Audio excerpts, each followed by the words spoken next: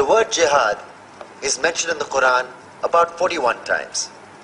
The words mercy, peace, and compassion are mentioned about 355 times. Yes, come in. Come on in, Riaz. Sit down, please. Contrary to popular belief in most Western cultures, Islam is a religion that preaches peace and tolerance. Yes, Patricia.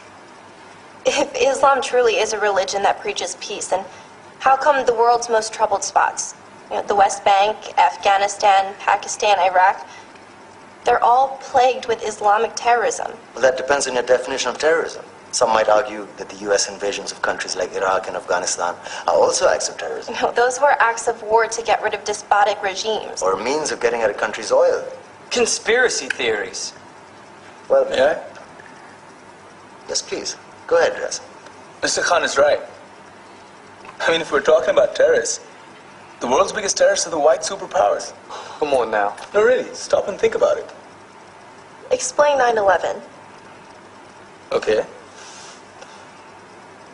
Do you know how many people died in the Twin Towers strike? Around 3,000. And do you have any idea how many people died in the bombing of Afghanistan? Take a wild guess.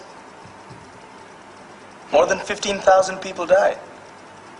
And that's just conservative figures. About 50,000 tons of explosives were dropped on innocent civilians.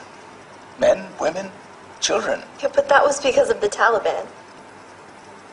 Now that you brought it up, did you know that the Taliban was a creation of the CIA to fight the Russians? Whatever.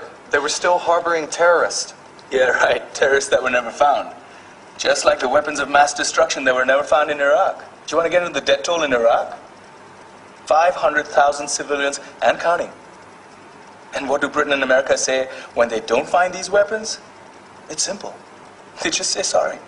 And still refuse to relinquish control of these countries. What are you trying to say? What I'm trying to say is that just because you're American, wear a fancy suit, and call yourself the president, doesn't make you any less of a terrorist.